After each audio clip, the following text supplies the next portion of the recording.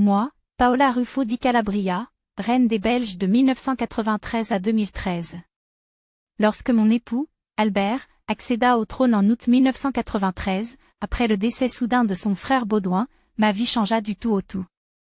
À ce moment-là, j'étais avant tout une épouse et une mère.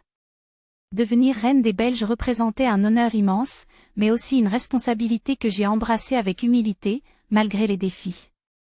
Je suis née en Italie, au sein de la noble famille Ruffo di Calabria, et mon éducation m'a préparée à une vie de rigueur et de service. Cependant, intégrer la monarchie belge et représenter un pays qui n'était pas le mien de naissance a nécessité une grande adaptation. La Belgique est un pays complexe, avec ses différentes communautés linguistiques et ses sensibilités culturelles. Très vite, j'ai compris que ma tâche, en tant que reine, allait au-delà des apparences. Il fallait construire des ponts entre les Flamands, les Wallons et les germanophones, tout en soutenant Albert dans ses devoirs constitutionnels. Au fil des années, j'ai trouvé ma place dans le rôle de reine consort. Je me suis concentrée sur des causes qui me tenaient à cœur, notamment l'éducation, la culture et la jeunesse. Ces domaines m'ont permis d'avoir un impact concret dans la société belge. Je suis particulièrement fière de mon engagement auprès des jeunes en difficulté. À travers des initiatives comme le Fonds Reine Paola, j'ai œuvré pour donner une seconde chance à ceux qui étaient en marge de l'éducation ou du marché du travail. Cependant, ces années de règne n'ont pas été sans défis personnels. Les médias ont souvent scruté ma vie privée, parfois avec une attention envahissante.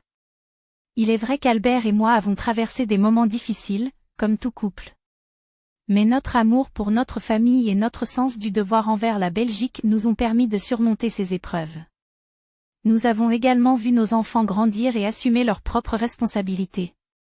Je suis particulièrement fière du parcours de mon fils Philippe, qui a su se préparer avec dignité pour succéder à son père. Entre 1993 et 2013, la Belgique a traversé des crises politiques, économiques et sociales majeures. J'ai souvent joué un rôle discret, mais essentiel, en soutenant Albert dans ses efforts pour maintenir l'unité du pays. Je n'oublierai jamais les moments de tension où l'avenir de la Belgique semblait incertain. Dans ces périodes, ma foi et ma volonté de servir m'ont donné la force de continuer.